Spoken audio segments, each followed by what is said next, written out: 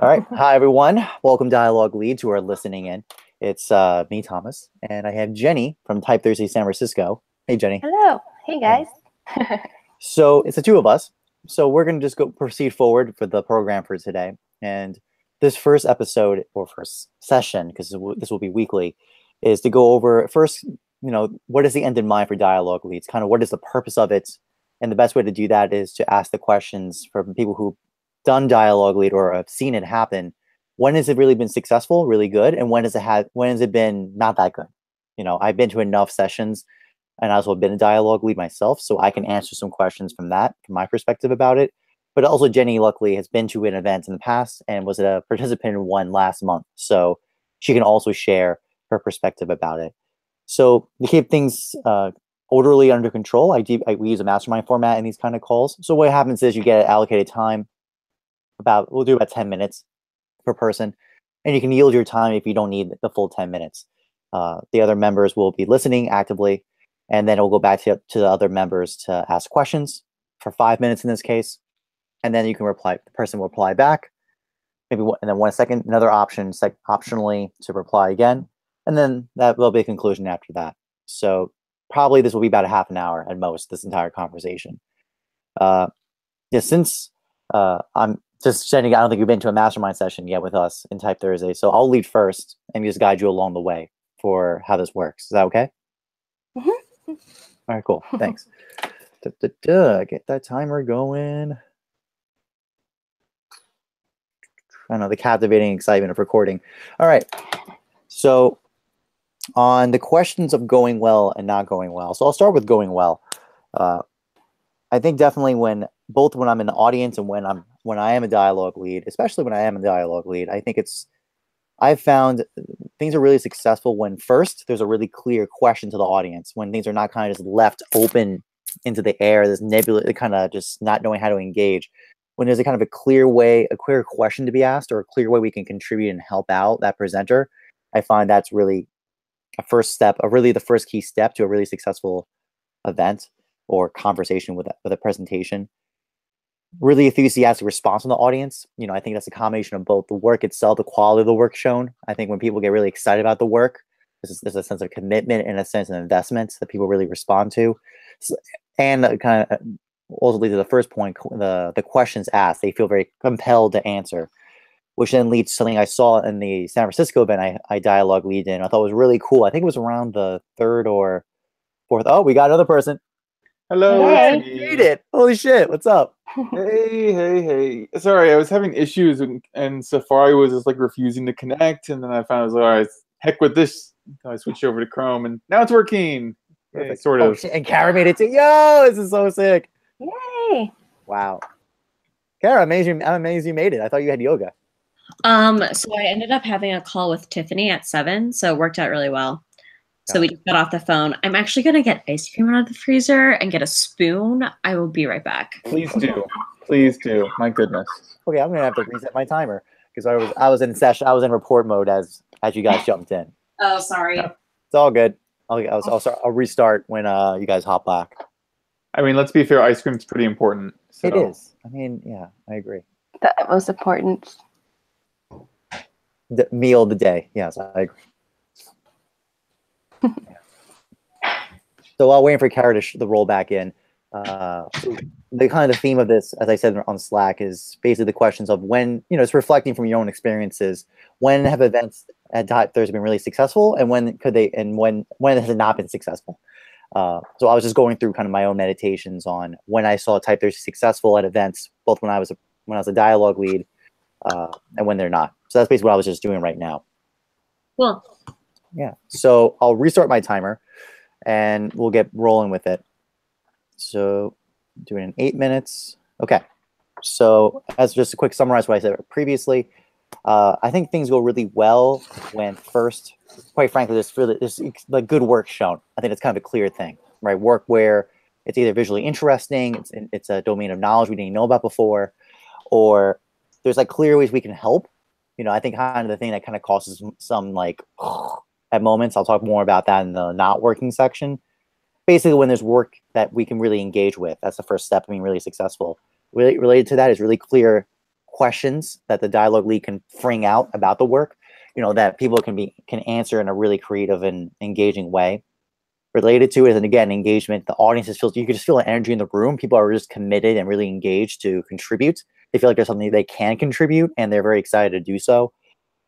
Then within that, there's an event that happened in San Francisco last week. I've seen it happen a couple times in events. I think it's one of the best moments of a dialogue conversation, this TypeCrit sessions, is when there's a chained responses. So someone says something, then someone says, oh, the piggyback off that, add on to this.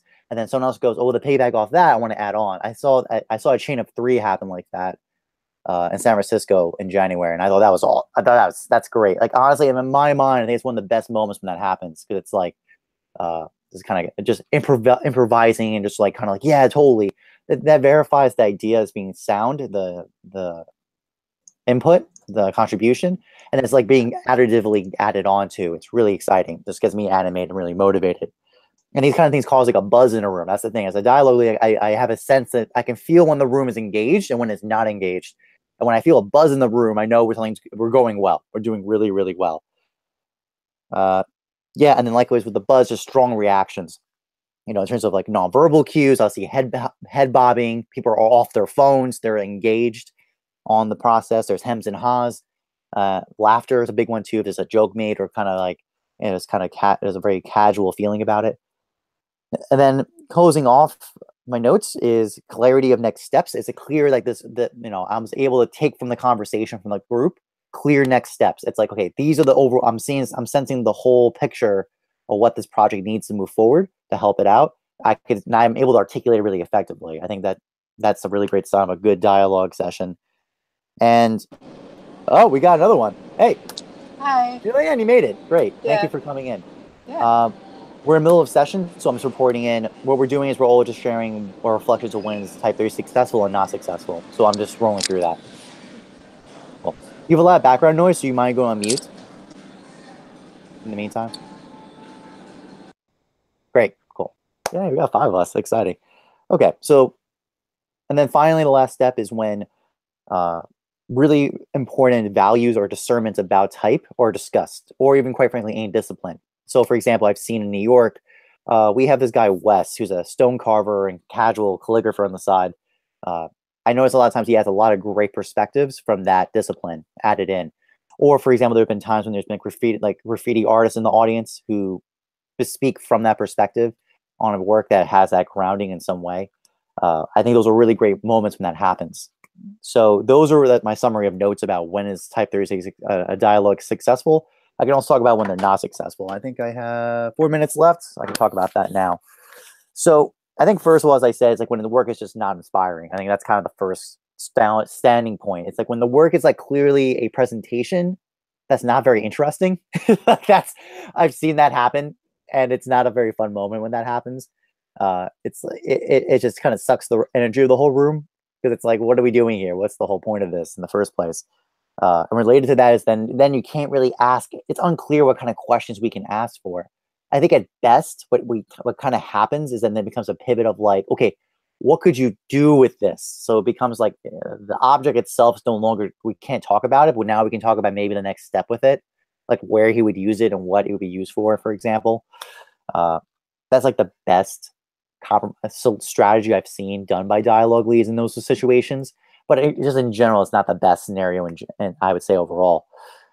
Related to that and chain reaction to that is just dead silence. That's like one of the worst. It's when it goes over to the room, just like complete dead silence, and then you have to the poor dialogue lead has to sit there just like move this forward in some way. That's probably like probably the biggest fear I sense when dialogue leads to do this, and I've definitely experienced that myself. And then related to that, because like the lack of engagement, then like specifically like kind of only the same kind of people keep replying or keep putting their hand up, which for the sake of it's good because like, oh my god, someone's contributing, thank God. So it's just like kind of relief, like, oh, the silence has been broken, thank goodness. But that could be a problem when it's like 3 people are just the ones constantly the whole night giving the contributions. I think that kind of really hampers the effectiveness of the whole event.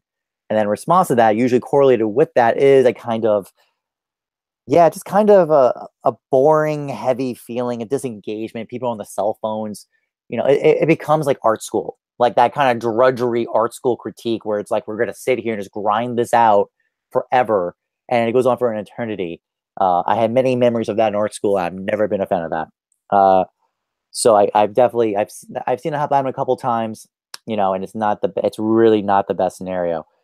Uh, and then and then following up with that again, it was like lack of engagement, and then just unclear next steps, like kind of even what the conversation that occurred. It's really even hard to grasp at the whole about what the whole point with this was, and then what's the really useful part of the conversation. Uh, that's a really challenging moment and not the best scenario. And then finally, just yeah, unclear explanations. I guess that's another thing too. Is basically the problem is sometimes when people make statements, I mean, it's not clarified. Like there may be some preface assumptions into it that aren't clarified. So people kind of, or even better, visual references are made. Like, okay, move this stroke over here, or maybe how this stroke relates to this. But because these are all relational statements, and if it's not visually shown, I've sensed that people go, "What?" They're like they can't get it. What's being discussed? It's a little difficult. Uh, usually when that happens, let's see. Da-da-da. Yeah, so basically from all those points, just lack of engagement, not motivated, the same people talk, and then kind of just grounded from just not interesting work or just not a great conversations possible sometimes.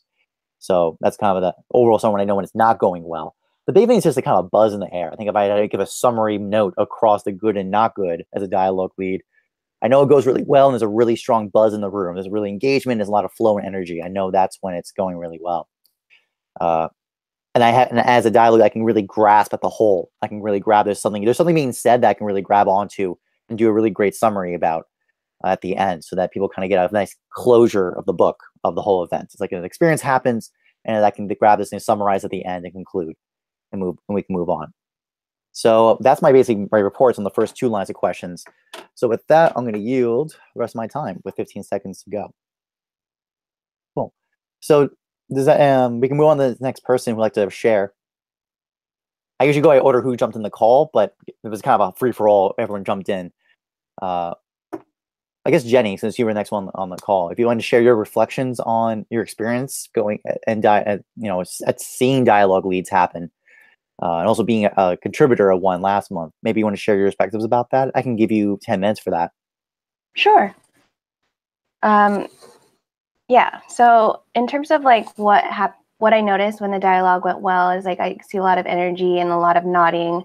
Whenever people were kind of communicating, they would talk directly to the presenter. And I think engaging, like having that connection between people who are providing feedback, they're not just saying it to the room, they're saying it to the person who is working on the project. And I think having that connection really shows that intention from the audience that they really care about our work and they care about us as a person and as our growth as an individual. And I think that was like the biggest thing that I got from presenting, because I got it from a bunch of people that I didn't even know. Yeah.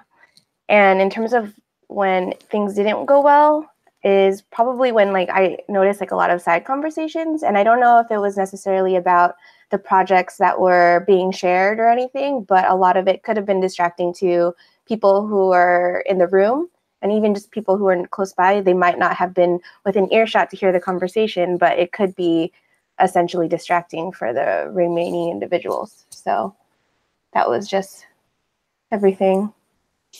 Cool. Yeah, cool. Thank you for that. Right. Cool. I think Aaron jumped on the call next. So Aaron, you can you have the floor now.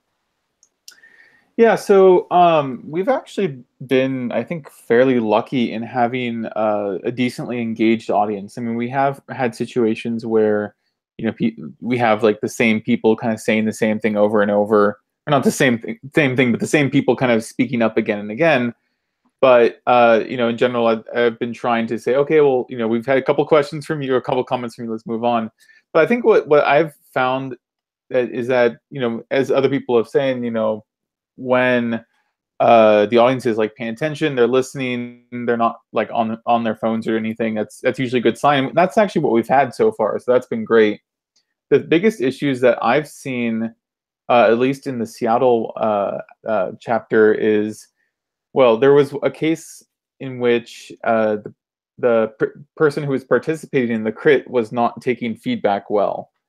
And it was kind of getting awkward because I could tell it was a project he was very passionate about, and the fact that people were giving him some negative feedback about what was going on was like, he didn't enjoy that, and it was something, it was a project close to his heart that he was, yeah, and he just wasn't happy about getting that negative feedback.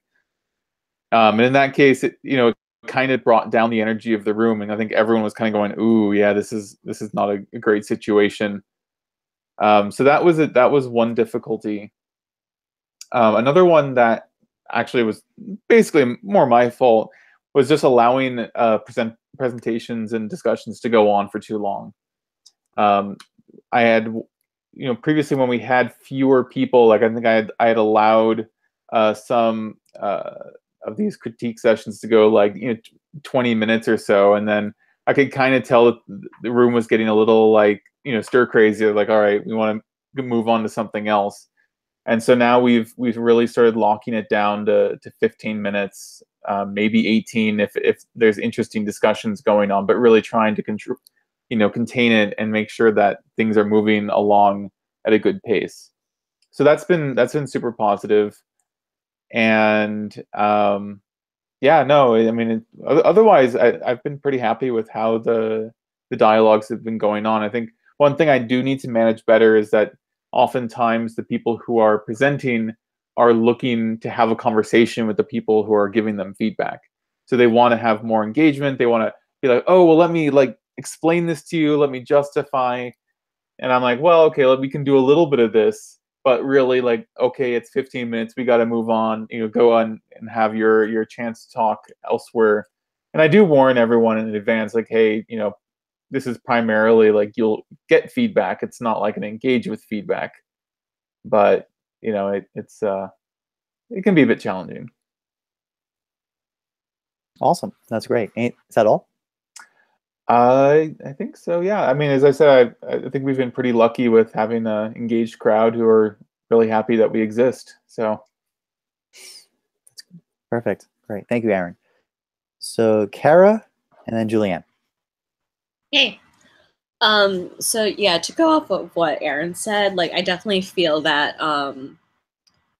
like sometimes like there will be someone presenting who hasn't necessarily been to a TypeThursday and just like talk for 10 minutes, and I'm like, you got 5 minutes left for crit, but and like I'll try to like cut them off, and they're like, no, I want to keep talking, and they're really up there to hear themselves talk, and that's definitely frustrating. Thomas, I mean, obviously, like you've been to pretty much every event that I've led, so you've touched on a lot of points that I would make, especially coming from New York. Another thing I would add is also like who else is present in the audience. So like when someone like Jean-Francois comes, or like one of the famous lettering artists, like that really pumps up a room as well, and attracting high quality people to critique as well as present, I think is equally as important, because when it's just, you can feel it when it's mostly new people who are unsure of what's going on, like that can be hard too in its own right. But I mean, I agree with everything you've said, coming from like when the dialogue is going well, you kind of just feel it, and you can tell sometimes it's like, okay, this is a little slow, we need to warm up a little bit, or like we're getting really off track, so we just need to tighten a little bit. You can feel that in the energy of the room for sure. And that's pretty much all I have to say. Awesome. Great. Cool. Julianne, again, because you haven't been dialogue lead, Julianne, but you've been to an event where you saw me basically be dialogue lead, for example. And I'm not sure, have you been to other TypeThursday events in San Francisco? Me? No, Julianne. Oh, Julianne, sorry. Yeah, Julianne, you're still muted, I think. There you go. Got it. No, I've only been to that one event that I talked to at so far, but cool. I liked it, so. That's kind of useful. Excellent. Yeah. So it's kind of, you can critique me, basically. So, just basically your reflections, what, kind of on the questions when, if you felt it was very successful. Why, or what parts do you think weren't successful? You can just Yeah. reflect from that perspective. Yeah, no, I thought it was really cool. The one that I went to, I thought was really nice that like all the projects were different. Like they were all like type based, obviously, but one was like a guy made a font, another one was like animation based. So I thought they were all kind of like, it was nice that they were all focused around type, obviously, but they were like coming from different perspectives of what type could be. And then from a dialogue lead perspective, I thought it was cool how like obviously like the same people were speaking up because they like are knowledgeable on the topic, but you would notice that like people were kind of agreeing non-verbally with what people were saying. So and then you kind of like call out those people, be like, oh, I saw you were nodding. Do you have like, do you want to add anything to kind of like encourage people that are like more like quiet to participate if you could see that they want to like participate in it. Yeah, and I thought you also did really well with like keeping everyone like a very strict time to make sure you got through all the presenters. So I thought that was really helpful. And like having like a designating person like have like a timer on their phone and like stick to that and kind of like talk to them about it. I thought looked like it helped a lot. Yeah. Yeah, cool. I mean, again, like, do you feel like there were parts that were not that successful at the event, the one you went to? Not that I could tell. Like that was the first one. I don't really have a lot to base it off of, but everything seemed like everyone seemed very friendly and like willing to help each other, and like willing to give like positive feedback and kind of like bounce off each other. So it felt like a pretty positive atmosphere. Nice. Cool. Overall. It's okay. You can say negative. I mean, yeah, hopefully with more, when you see the other dialogue leads too, that you can come back and critique me as well. Yeah. That'd be Okay, good. I will. Cool. Okay. So yeah, thank you guys for that. So I think there's some actually really great parts. I think really great notes I heard from everybody about this. And actually, look at this. I'm practicing dialogue league stuff right now. I agree that for example, things like kind of engagement is a big note. If there's side conversations happening, that's not a good sign. Or even like the issues about the time management. I think people kind of forget how exhausting this process actually is. Like I don't know about anyone else, but like on some days, like actually I know what happened on San Francisco. I was pretty tired by the fourth presentation. Like by me doing the fourth person, I was a little exhausted. I think definitely in the room sometimes if the time isn't held up, it could definitely cause a feeling of exhaustion. So I think it speaks to the importance of time management, like just for that reason alone. Yeah, I also the whole idea of like, yeah, kind of, dialogue lead has a really interesting issue, right? One is we have to be kind of a ref. They kind of set the, like, we got to set the parameters. Like, dude, you can't talk for 20 minutes. We got to cut this.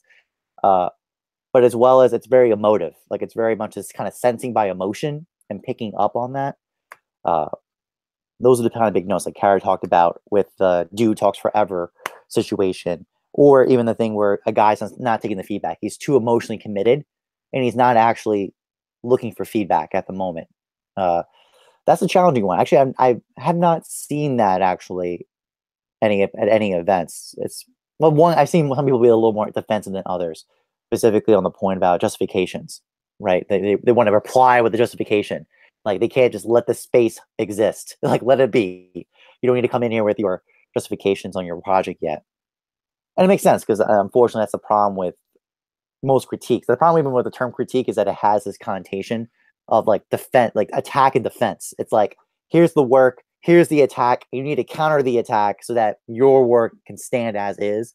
And that's part of the reason why I've changed the role as dialogue instead of critique, because there's a certain connotation I feel built into that. So I think it's a little bit of the tension we're sensing here. Yeah, so I think that covers, I think, a good overview of the what we're sensing when what's working, what's not. I asked, particularly on the not working, I asked three other questions I'd love for you guys to reflect on. It's the question, when do you sense when the presenters struggle at the event and the audience? Those are kind of the main two, I would say. I think it's good because some of us have more experience with these. Aaron already offered one with someone's not willing to take feedback, for example. But if anyone else wants to share, we can do a round just reviewing about that. Again, the questions of when is the presenter having a hard time and when is the audience kind of having a hard time? I think that'd be good just to reflect on those two aspects as well. So I'll do that. I'll do it quickly, just a reflection on my side. I'll do it like in 3. It's pretty fast. So I think a big note, actually, I realize a lot sometimes is that people actually don't know how to present their work. So it's kind of like they throw it up there, and then it's got like I actually could feel it sometimes when the audience is having a hard time grasping at what we're trying to get at this visuals and trying to understand the project. So I definitely sense sometimes like people don't know how to present their work in a way that's compelling and informative of what they're trying to talk about. There's that issue. Let alone is even just I definitely know sometimes people just thrown up there and think it's just a presentation and not something different. So I've definitely seen. I think the most famous example in my mind was Google TypeThursday Google, where that girl Michelle came up and was like, "Oh wait, this is what's happening," and it was a fun moment. And I thought Kara did a really great job of working through that negotiation. But it really was a moment where she had no idea what was going to happen here and how it was going to pan out. That wasn't fun for anyone, Thomas. What's up? That wasn't fun for anyone. Yeah, that was a wild ride. It was hard for every single person in that room. Yeah. Please continue. Very funny. So I think definitely one part of it is like the presenters kind of, it's weird. Let's be honest here. It's a weird format what we do. It's a weird thing. It's not the normal formats we get used to. So people kind of like don't know what to expect with this shit. And then there you go. I think another one too is that people get nervous, where their habit, it's like they get nervous and their instinct is just to keep talking, to try to get like they don't they just want to roll, just keep going because they're too nervous, and they're just going to start talking, and they're not realizing it's a conversation with another person, right? So I definitely sense that's an issue. So anxiety is a big one. Just not knowing what the hell they're walking themselves into is another one. And so I think those are probably the two biggest ones in my mind when I see presenters have a hard time. The audience, yeah, I think it's when it's not easy to engage because the work is not that interesting, or there's nothing really particular we can help with. There's that side. But I think also, how best to put this? Yeah, definitely. I think when it goes too long, and that's a big one. I think it definitely needs to be a tempo, right, to keep this group together, because it could get definitely. Because the problem is also, I speak from New York, especially the way it's set up. It's basically once the event starts, it's kind of socially imposed. You're in the chairs. You're not moving anywhere. You're not going anywhere. So you got a solid block of hour. You need to flow with these people. So I notice if things go over time, or there's just like not the right momentum happening, there's a kind of a tire. It's kind of like a dropping that happens within the group. Those are probably the two. Yeah, we actually have been thinking to limit our presenters to 3 instead of 4, because by the time that 4th one comes around, especially if a couple have gone a little over time, then you can tell the audience is just really getting tired, and they're just like, you know what, we want to get out of here. As much as we like this, we want to go home and eat dinner or what have you. So we've been thinking of doing only 3, and I think that might help with that. Yeah. So those are my notes basically about the audience and the presenters troubleshooting from my perspective. So we'll go through order again. Jenny, the floor is yours. So something that I struggled with as a presenter is just deciding what kind of work I wanted to present when there's such a broad project. There was something that I was working on. I wasn't exactly sure what to present, what I was really struggling with, because it was a personal project of mine.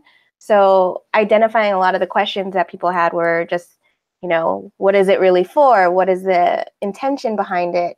I didn't know those answers to myself. So like establishing those beforehand is something that I don't know if all presenters have when they like go into it. They don't know what it's really for.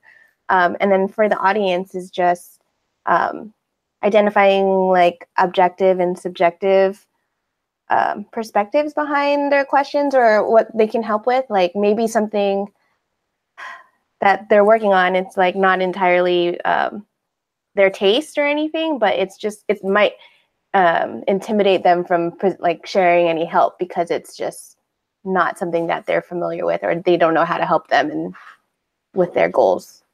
So. Cool. Thanks, Jenny. Who's next? Oh yeah, Aaron. Yeah. So I think as difficulties with presenters in general, like our presenters have been pretty good. I do see the same issue that Kara mentioned, where people don't really know how to present. They don't really know what they're showing. I had one fellow who went up and he was just like, well, I just had to show some of my work, and it ended up becoming like I was like, in the back of my head, I was like, okay, yeah, we're not gonna be able to give this guy much feedback because he's just showing work and it's already good quality. But the work that he was showing and his personality were so entertaining that everyone was laughing, they're having a good time, and I was like, okay, we can carry on with this because I can tell that the audience is enjoying it, even though it's not really as engaging an experience as I would have liked for that discussion. In terms of the audience, I have noticed, as I said, that we do get certain people who want to. I think they feel like they need to comment, and they feel like they need to contribute to the discussion, even though what they're contributing is usually not the most useful. And so we've had some people who've come, to several of the sessions, and they're active, but I'm sort of like, oh, you have another comment again. Okay, what is it? What is it today? And but I've been trying to see if we can just make the whole event just feel more relaxed, more chill, to try and get people to feel more comfortable with talking and just showing stuff. And I think it's helped, but yeah, people definitely still get super nervous when they go up to present. So it's a bit of a mixed bag. Yeah, I guess I'm not really adding much, but that's been my experience. No, I think it's very useful. That's excellent. Thanks, Aaron. Kara. Yeah, I definitely hear a lot of what all of you, aside from Julianne, have said. I was trying to figure out how to phrase that best. One thing, so for the presenters, so at the beginning, I get the sheet with the questionnaire filled out in the form, and I can tell by how much they filled out, unless there's someone who has presented a lot already and kind of knows the format. I can tell who's already comfortable and who's already thought through their projects and how easy it's going to be. Like, it's a way for me to mentally prepare of like, okay, this person can talk about their project for 5 minutes, or no, they can't. I mean, it depends on the person for sure, but that usually is a pretty good indicator. And yeah, nerves, people who don't talk into the mic just because of how our room is set up. And I'm like, gotta eat the mic. Volume can sometimes be an issue. The hard parts for the audience. I mean, one thing that really, this used to happen more in the bakery, I think, than it does in the TDC. But like, people would repeat comments and not acknowledge that someone's already said them. And I'm like, oh my God, someone already said that. Were you not listening? Or also because how TDC is set up compared to somewhere like the bakery, though, it's a lot more formal. And so like what Aaron was saying, trying to make it more relaxed, more chill, more of a like easy flowing discussion. Like, that's when the just dialogue is going really well, and trying to create that environment. And letting, the people who are kind of performing their presentations but not really there for feedback, kind of letting those happen just so the audience gets like a brain break and can laugh a little bit and enjoy that. I know that's also really helpful. That wasn't really coherent, but that's all I've got. So thanks for listening. No, of course. Well, it's good. It's good stuff. Yeah, Julianne, I mean, I guess, so you haven't presented, but maybe you can, from your perspective, see anything about from when you saw the event, which presenters you thought were really successful, right? And which ones were maybe struggling, in what way? And likewise for the audience, your perspective would be very useful for this. Okay. Yeah, I guess from an audience perspective, I would say that there was a struggle if, like, you couldn't not relate to a project, but if you felt like you weren't super knowledgeable about what the project, like about the main focus of the project. So like if someone did like an animation project, like I personally like am familiar with that. I feel like I could give like both technique and like artistic critique on that. But in the case when like someone designed their own font, I have like no experience with that, so I feel like I didn't really know how to contribute with like technique wise or like specifics other than like it looks nice or like it could be used for this. So I guess like if you want to go more in depth with a certain critique, it's more difficult if you like aren't super familiar with that like specific like part of type. But from a presenter's point of view, I guess from like the one that I went to, I would say people sometimes like didn't know how to like ask for what they wanted from the audience. Like most of it was like, where do I go from here, or like how do I like build on this now? But I feel like some of them might like not have. They didn't think to like for that to be their like ask from the audience. They were kind of like, here's my work, and that's it. So I think like the audience kind of provided that anyways. Like this is how you could build off of it. But I think that if some people might have just like not like asked that in the first place. But that's just kind of like the natural progression of like what the audience is going to provide for them. Yeah, I guess that would be it. No, it's all good. Thank you. I appreciate that. Yeah. Okay. Yeah. So, I'm going to try to summarize this sucker. So, what I'm hearing is, let's see. Yeah, I mean, the big question is, like I said, I kind of close my notes, kind of seem to overlap a lot with everyone's saying. Idea like people don't know what to present. Just kind of they don't know, they're not aware what needs to set up to be an effective presentation on the presenter side. And I think the audience thing, actually, I remember Kara talking about this before when there's something about content experts in the audience that actually it's an interesting dynamic. I actually do think it's important. A knowledgeable audience is actually really essential for, I think, an effective event, because as Julianne just pointed out, when you're entering domains that you have no access to by a knowledge perspective, you're not able to contribute. It actually causes like a blockage in a way that that basically sometimes only the experts, the people with the experience in those domains could contribute in some ways. So I remember hearing that. Yeah, an idea again. The big tension is again, it's like, yeah, I agree. I think actually that's actually really important is setting the tone of the context is actually a really powerful and important role for our dialogue lead to kind of acknowledge that most of the time these kind of situations are super high stress and very anxiety inducing. And how can we as dialogue leads help lower that stress and make it a more relaxed, chill energy? So one of the ways is what, as Kara said, doing sometimes some presentations that are literally presentations, not TypeCrits really in session, because they're more just kind of entertainment for entertainment's sake to kind of create some levity in the environment, as opposed to like, this is serious business. We're going to grind through all these projects. I do know the London people are not on the call because of time zone reasons, but I know recently they've been doing kind of these warm-up sessions where they're doing like warm-up sessions with brands. So I think they did the Guardian redesign this past month, and what they did was a dialogue lead did research on the Brie brand and presented to the audience as if he was a presenter, right? And then they used that as a chance to warm up to the group, basically to get started. And then they did three TypeCrit sessions.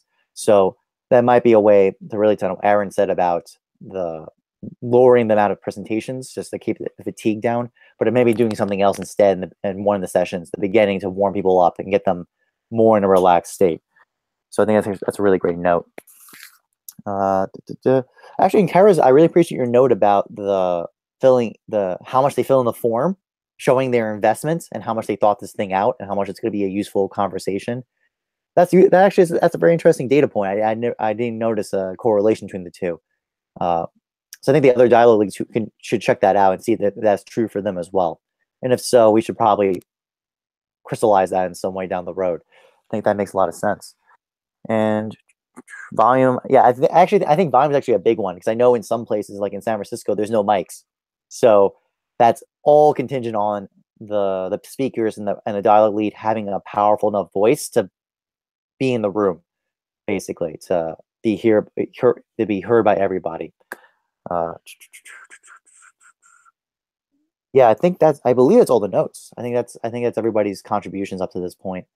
So yeah, the big notes are it looks like there's actually some like preparatory stuff, right, in terms of the work shown, having people have context what the hell they're doing, because otherwise it gets a little messy, as crazy as shit.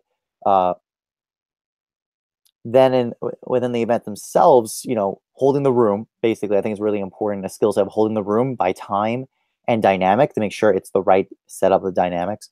But at the same time, creating a very casual, friendly feeling. So like this is gonna be a relaxed environment. We're gonna have a conversation. And the aim goal is that kind of engaged buzz where the room is like really engaged and really contributing. That seems to be the end goal.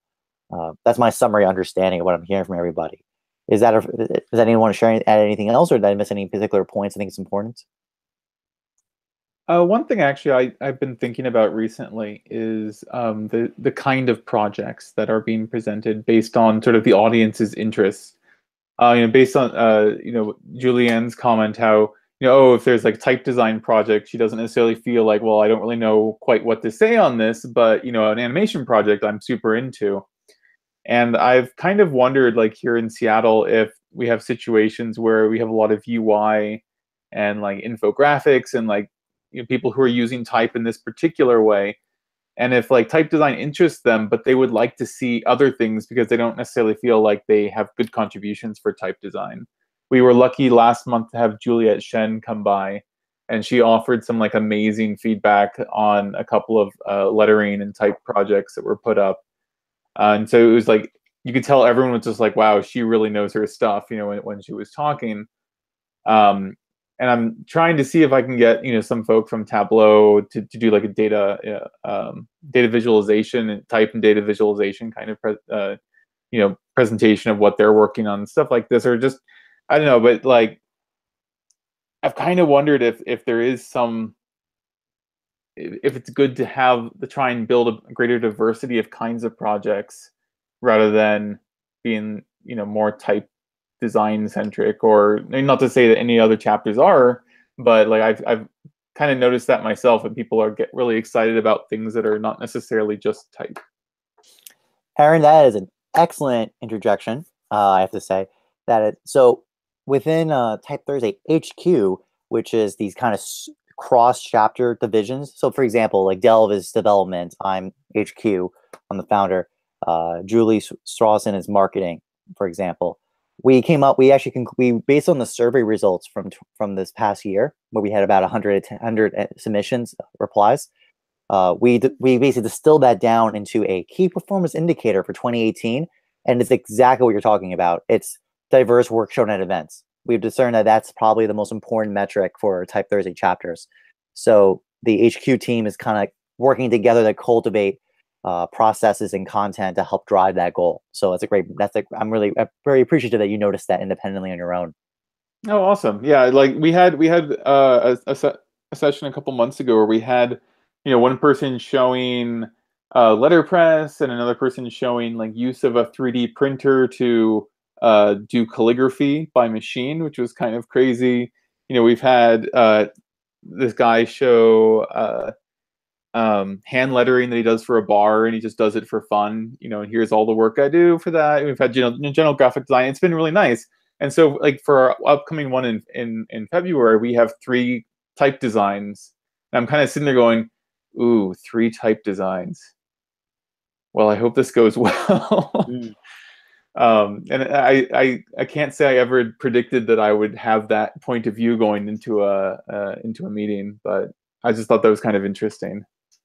That's an interesting discernment. Let's put it this way: I'm curious your report back after that event and see and reflect on your memory before, where there was all that diverse work shown and stuff, and contrast that to this upcoming one where it's going to be dominantly by type design. Yeah, no, definitely. And I'm just, part of my concern is I often see the same people talk at the type design presentations, and I end up having to be more involved just to keep conversations going. So I'm hoping that it'll go well, but I'll report back. Yeah. Also, actually, on that note, I do know it's a strategy that some dialogues have done. I've used it myself. It related to what Julianne said before, which was, people, while they can't talk about the technical knowledge of type design, for example, what they can do is contribute to like, where would you use this? Where would you see this type being used? That's actually a surprisingly useful skill set. And that's one of the questions that you can ask as a dialogue lead to let the room engage. And because everyone has access to that, they can contribute on that level at least. Yeah, no, that's a great idea. Yeah. Yeah. Also, another thing too, by the way, it's in the documentation. There's something particularly about, how do we feel looking at this type? I think that's a big thing too. People always have access to their emotion, to the emotive response to the work, right? And then through that, at first it'd be like, oh, I like it, and the next question you have to ask is why, right? And then basically you can work from the chink, you can work down from there, from that point. So, for example, if someone who's not a domain expert can say, oh, I really like this, you can ask as a dialogue lead, okay, you say you like it. Does anyone have any feelings, any instincts about why they like it, right? What about it? So at least you're allowing some engagement from people outside the content experts who are going to speak formally about what's working and what's not. That sounds good. Yeah, but definitely the application is probably one of the easy go-to moves if you're dealing with such a specific topic, is like how to engage the group as a whole more effectively. Thomas, it's interesting you say that, because that's also a really good tool for when the presenter doesn't know what the project is. Both asking the presenter and then turning the question on the audience and be like, do you agree with that? How would you describe this project in 3 words? And like, it's interesting to see the answers that pop up, and that helps the presenter, who doesn't know what the project is about yet, kind of hone in on what they want and what their next steps are going to be. Because if you don't know what you're doing, obviously, then, what are you doing? Yeah, very, very good point. Yeah, I think that's probably the secret weapon to both, in that, as Kara said, like, people don't know what the hell they're doing, or they're in this weird situation where it's like a presentation, and therefore your ability to talk about the work itself is like shut down, or not, you can't really access it. I think the great example was for the San Francisco event that just passed. That was the last presenter. That class, that's exactly what happened. He showed the work. It's basically done. It's on his website. So we're like, you can't critique this. It's already done. What is it to be talked about? So the only natural thing we can go is, what would you use this for? And I thought that was good, because I saw some chain. It was actually stacking was occurring, a stacked response from multiple members at the attendance. So I think that's a great point. And Kara's additional point about it really makes sense as well. Yeah, I think like the one guy that, as I said, that we had, who had just this extensive body of work. He actually was the only presenter that night, which helped. And but as I said, he had such a charisma about him, and his work was so off the wall that people were just asking him questions. Where did he come up with his ideas? How did he make his letters? What was his process? And that spurred a really interesting discussion. Apparently, he uses Flash, which was really a bit painful to hear. That's still around. Amazing. Yes. But like, it was a fun night, just because it was really, interesting work and good conversation, even though it wasn't like critique or discussion. Yeah. But yeah, just kind of go with the flow and see how it works. Got it. Cool. Yeah. So I think we cover most of the notes. So I guess the real question now is, within us, it's like, the next steps. These are weekly events. So I think we all have a pretty clear picture of when we know events are successful, right? To summarize again, really great, really engaged audience, strong buzz, really free flow conversation, very relaxed, and just very engaged overall. So I guess the best question to ask is to each of us, for next week, what particular things do you feel like you need to cultivate to help achieve that within your own experience? So I think Aaron talked about a couple of things. He basically said, like, kind of holding the room, right? Kind of like holding time, obligations, so people can keep things moving. I don't know if Kara made a comment about that, or not. I'm looking at my notes, but that's the thing. A good note is because these are meant to be kind of a training session. So each person gonna have different skill sets, strengths, and weaknesses. So I suspect some people may need more practice and help in kind of setting the bars, like setting the frames of, like, okay, guys, we gotta do this, we gotta go, right? And other people need more training, maybe in summarization abilities or techniques, so they can kind of like hear. Because for those who were at the event in San Francisco, if you notice, I didn't take notes. I didn't have a note taker. I had no backup support to capture the event, but I was able to just take in all the input, put it all together, and then give it back in a summarization. So that's actually very powerful, a very important skill to frame the conversation and make it an effective event. So there's like those skill sets. Also, just voice. I know, especially for those who don't have mics. Again, it's kind of that's something related to just holding the floor. Is you got to have a voice that's projective enough that people will not talk within themselves or not be fully engaged. So there's like those things. So basically, I just love to hear reflections. Either now, it's just we're here for next week, or you can let me know next week for the call, and I can start preparing notes or things to think about for each person for their skill, for things they want to work on. I So know I need to work on my summarization skills. So summarization. that's, I mean, it's something that doesn't come naturally to me because I'm, during the events, especially one, I'm not an auditory learner. Like, you can talk to me and I'm only going to absorb so much of it and retain so much of it, especially if I'm focused on moving the conversation forward. So one thing that I find helpful is, I mean, if there's a point that's made that isn't clear, summarizing the point within the moment and untangling it there and then rather than waiting till the end, trying to parse all of that out. The note taker has been really helpful for me. But also I think one tool could be like, what did the presenter take out of it? Like if they had to summarize, what did they see as the primary feedback? And like, then you can kind of fill in those missing gaps because ultimately they're the ones who are leaving to work on this, continue working on this project. So you need to be, they need to also be able to understand what their next steps are. Yeah, cool. Yeah. Anyone else? Anyone else want to share like what they feel like their primary focus should be on what they need to cultivate? Well, I think as I said before, like the maintaining the time would be good. I think just keeping control of the presenter is something that I probably need to manage a bit better. I've also seen the people who have tendency just to chat and chat and chat. So that'll be a good thing to keep in mind. But also, as Kara was saying about doing the summaries and kind of having a nice wrap up to that moment before moving on. Cool. Great.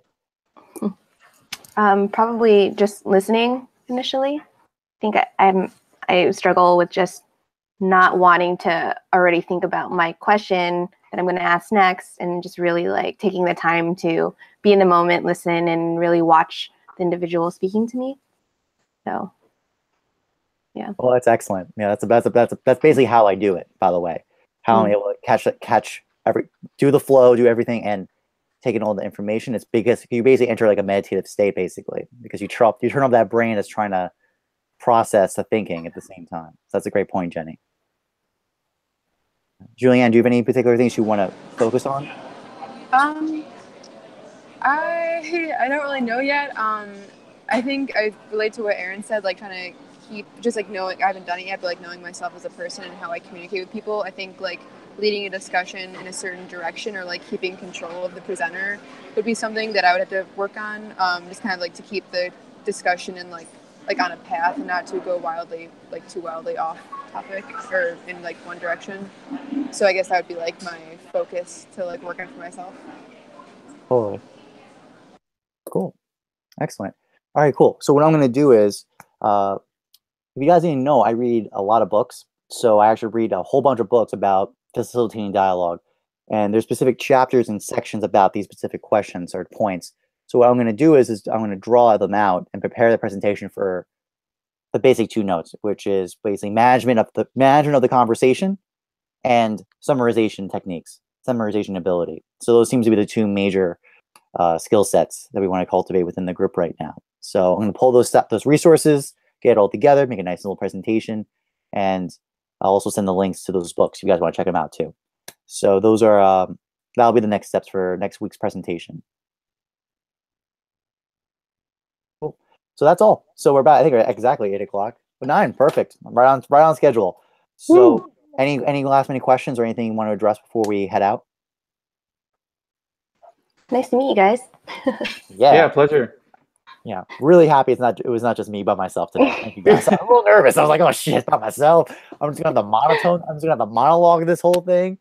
I think actually I really appreciate you being on the call. It really added a lot to the conversation. And hopefully I can get my camera to work next time. I don't know why it failed today, but that's okay. It's okay. Your beautiful voice was perfectly adequate to me. Why, thank you. Thank you. You're welcome. Cool. Cool. But if there's no other questions or any other things to share, we can definitely head out. And I look forward to joining you all again next week. Cool. Cool. Thank you. Thanks, everyone. Have a great day, okay? Bye. You too. All right, Bye. Have a good everyone. night. Bye.